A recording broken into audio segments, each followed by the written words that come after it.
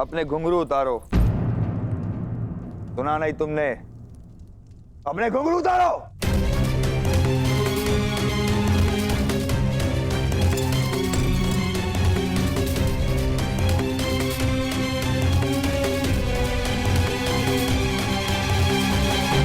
अब इसे दासी सहरंद्री को दो।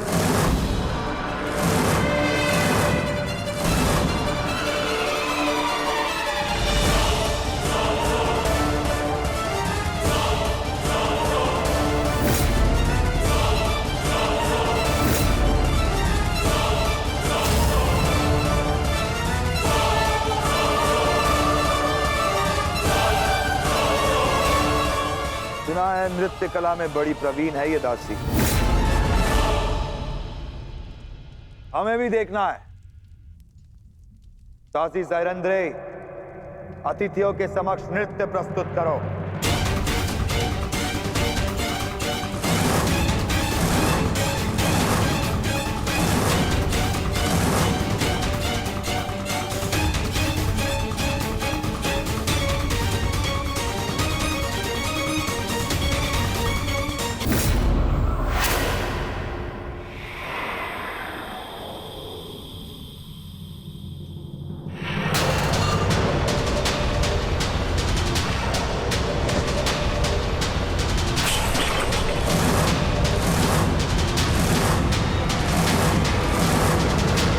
आदेश के विरुद्ध स्वयं विराट राज नहीं जा सकते, उस महाबली कीचक की आदेश की अवहेलना की तूने।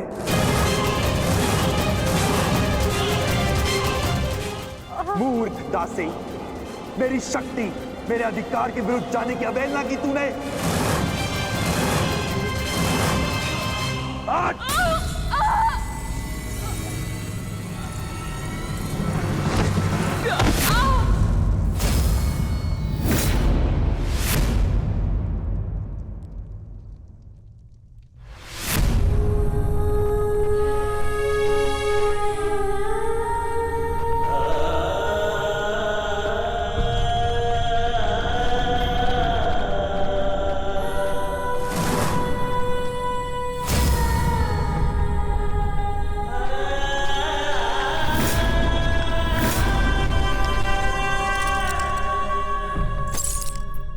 घुंघरू पहन और नृत्य कर, नहीं तो तेरे प्राण यहां नृत्य करेंगे।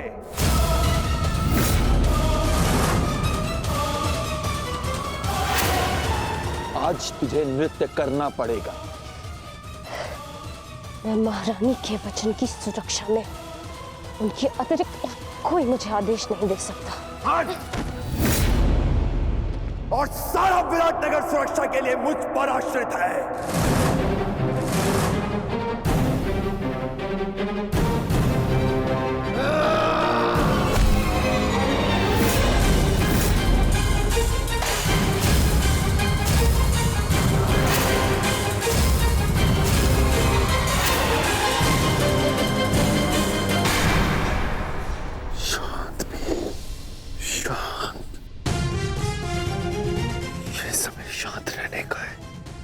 यहाँ पर दुर्योधन भी उपस्थित है। नहीं ज्येष्ठ,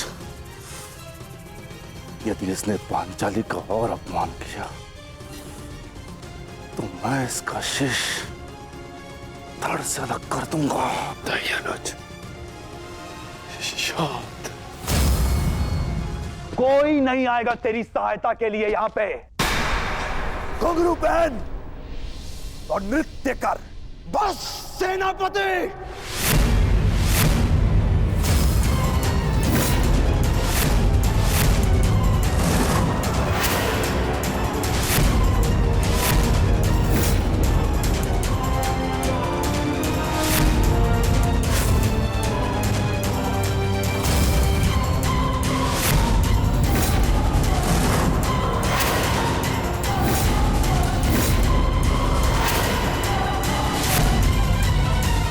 आएगा तेरी सहायता के लिए यहाँ पे।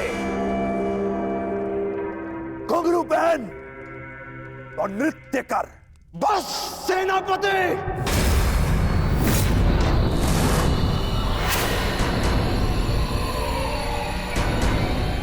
कौन था ये? किसने अपनी मृत्यु को ललकारा है?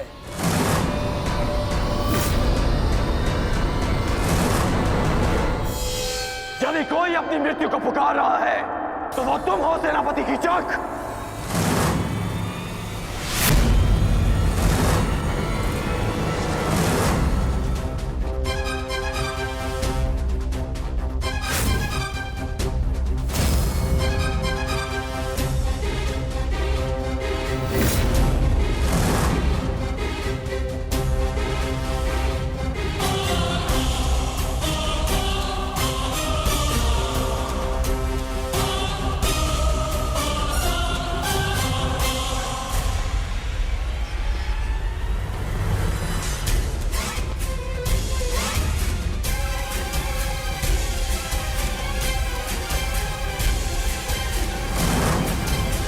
नारी, नारायणी और नाश तीनों की एक राशि होती है। यदि नारी को नारायणी के पद से गिराया गया तो नारी नाश भी कर सकती है।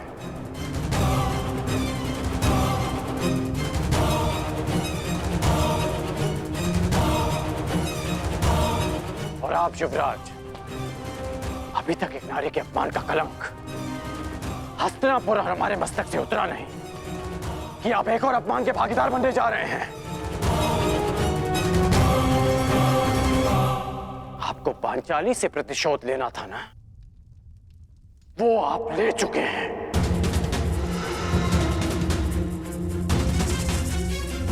फिर इस अभागी ने आपका क्या बिगाड़ा? आप इस अपमान में भागीदार क्यों बन रहे हैं? मित्र,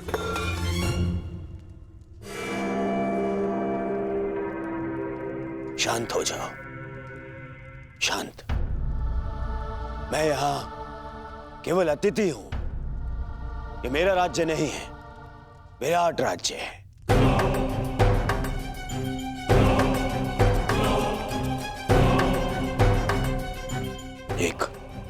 एक स्वामी अपनी दासी के साथ कैसा बर्ताव करे, इस पर प्रश्न उठाने का अधिकार मुझे नहीं है। सही कह रहे हैं आप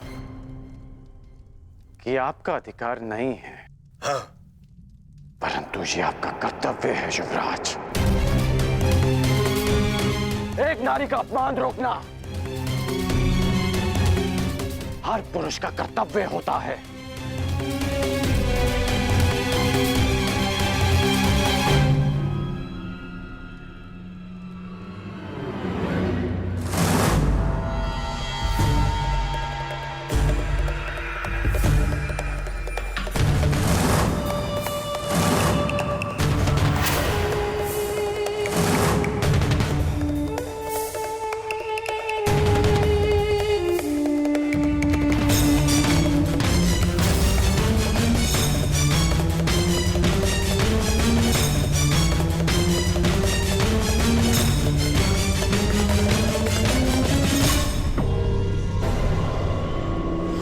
सायरंधरी गंधर्व पत्नी 5 गंधर्वों की सुरक्षा में है।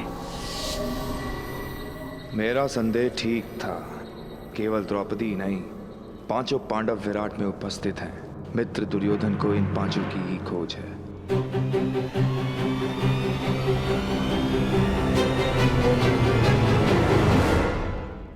मैं क्या कर सकता हूं? तुम शांत हो जाओ। हाँ? मित्र होने के नाते इन्हें दुर्योधन को सौंप देना मेरा कर्तव्य है, परंतु विराट ने पांडवों को आश्रय दिया है और यहाँ का सेनापति होने के नाते इसका कर वसूलना मेरा अधिकार है।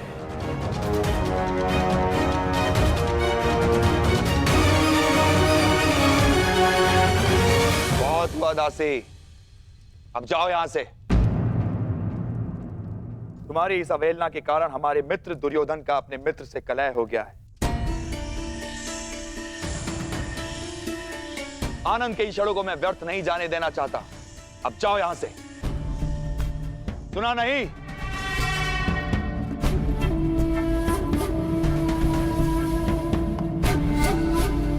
क्षमा चाहता हूं मित्र,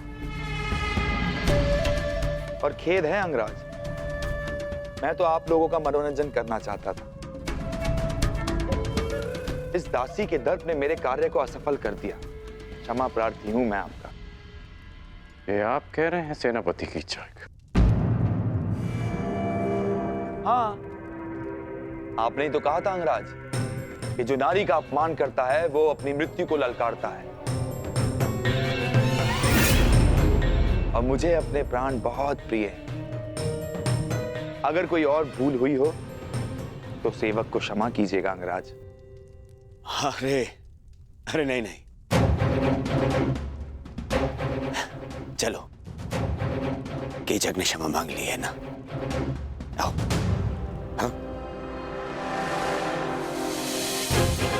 यही तो आश्चर्य है कि कीचक के व्यवहार में अचानक परिवर्तन क्यों आया। कर्ण,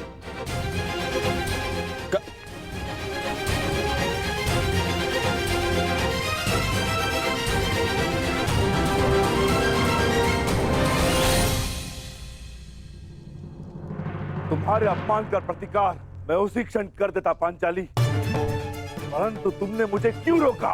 क्योंकि 12 वर्ष की प्रतीक्षा, हमारी प्रतिज्ञा पूरी करने की तपस्या को भंग नहीं करना चाहती थी मैं। और आज भी कीचक ने जो कुछ किया उस दुर्योधन की उपस्थिति के कारणवश किया। अब मुझे केवल उस क्षण की प्रतीक्षा है जब युद्ध का शंखनाद होगा और मैं अपनी आंखों के सामने एक एक कौरव का नाश देखूंगी।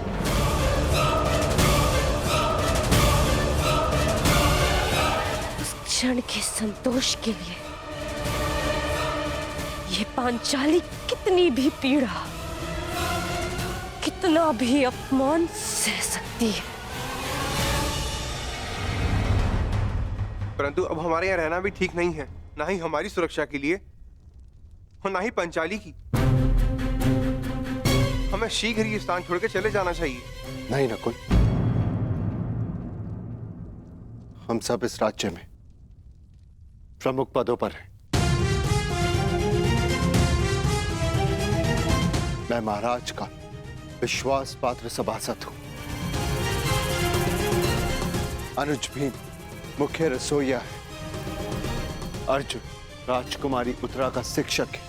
पांचाली महारानी की विशेष सहयोगी है। और तुम अश्वशाला संभालते हो और सहदेव गौशाला।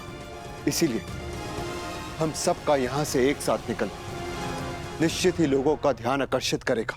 परंतु मुझे नहीं लगता ज्येष्ठ कि शेष 2 माह सरलता से कट पाएंगे। मेरी मानिए तो मध्यरात्रि में हम विराट राज्य को छोड़ देंगे।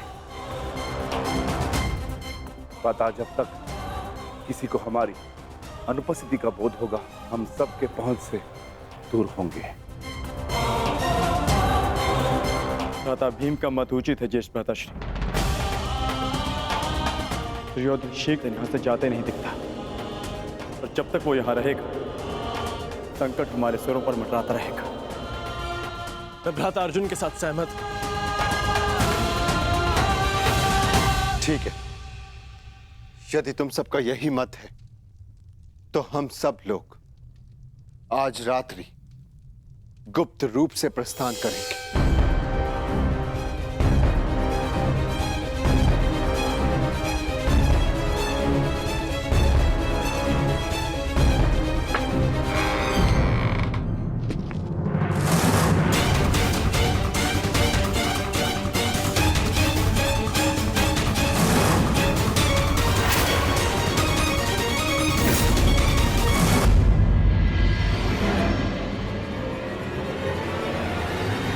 सेनापति कीचक,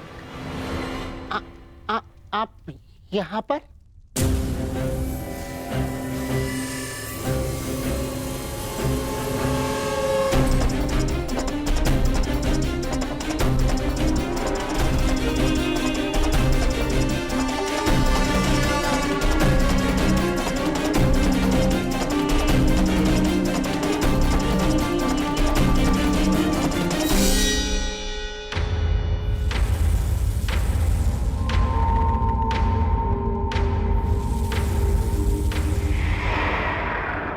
तो साइरंध्री के 5 गंधर्व पति उसकी रक्षा के लिए आ ही गए।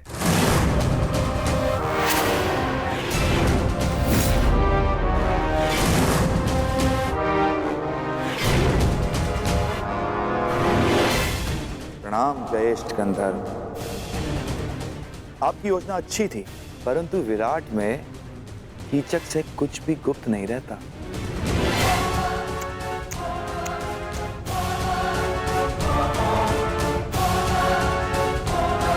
बेचारा दुर्योधन सारे आर्यव्रत में सेना लिए घूम रहा है, तुम लोगों की खोज कर रहा है। उसका आखेट ठीक उसकी नाक के नीचे बैठा। अद्भुत।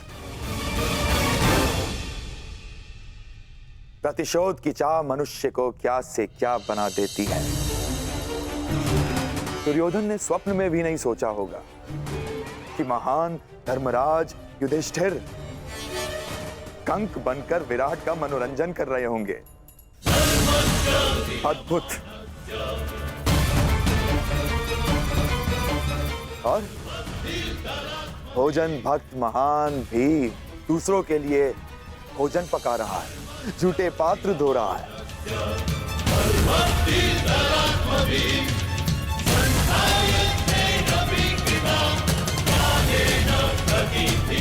और तुम अर्जुन पशुपतास्त्र धारण करने वाला किन्नर का जीवन जी रहा है।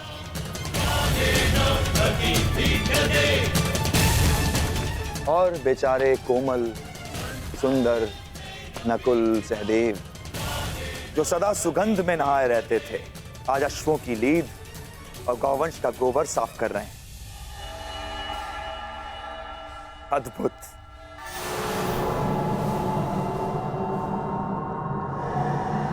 और तुम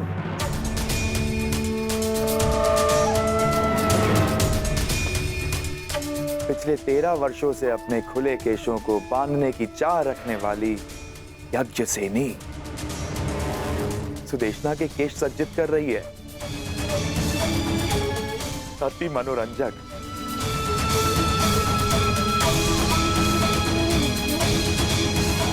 तुम पांचों भाई धूल झोंकने में सफल हुए, स्वीकार है। परंतु द्रौपदी अपना रूप नहीं छिपा सकी। ना ना ना ना, इसमें तुम्हारा कोई दोष नहीं है। तुम्हारे सौंदर्य और यौवन का दोष है।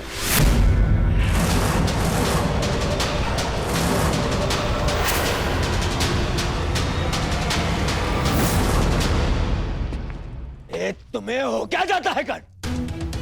क्यों भरी सभा में तुमने कीचक के साथ विवाद किया? और जो कीचक ने किया उसका क्या है? आपने उस अपमान का विरोध तो नहीं किया युवराज? अरे तुम्हें समझ में क्यों नहीं आता है? जिससे सहयोग की अपेक्षा हो उसका विरोध नहीं किया जाता। जिस वृक्ष से फल खाने हो उसे काटा नहीं जाता। इस समय हमें कीचक के सहयोग की सबसे अधिक आवश्यकता है, इसीलिए मैंने उसका विरोध नहीं किया। करता तो उसका सहयोग खो देता। तुम्हें पहचानने के पश्चात मन करता है कि भूल जाऊं दुर्योधन को, उसकी मित्रता को और उस वचन को कि मैं तुम सबको ढूंढने में उसकी सहायता करूंगा। बस मुझे एक पुकार लगाने की देरी है। मेरे एक शब्द पे पुनः तुम लोगों को 12 वर्षों के वनवास का मार्ग दिखा सकता है।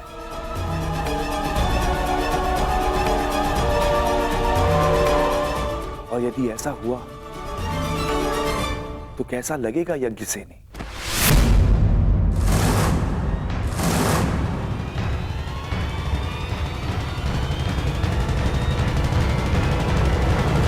नहीं, मैं ऐसा पाप होने नहीं दे सकता। मैं तुम्हारी केश राशि को सज्जित देखना चाहता हूं, तुम्हारे रूप को आभूषणों सहित देखना चाहता हूं, और इसके लिए मुझे अपने मित्र से द्रोह भी स्वीकार है। परंतु इस भेद को भेद रखने के लिए एक मूल्य चुकाना होगा।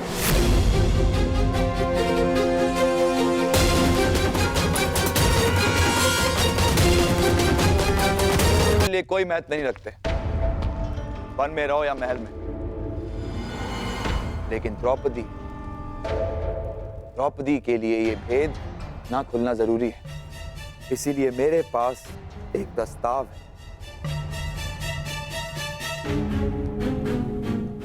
सोच समझकर, ध्यान से सुनकर निर्णय लेना। आज रात्रि चंद्र ग्रहण है और इस अंधेरी रात में मैं यज्ञसेनी के रूप के प्रकाश में स्नान करना चाहता हूं।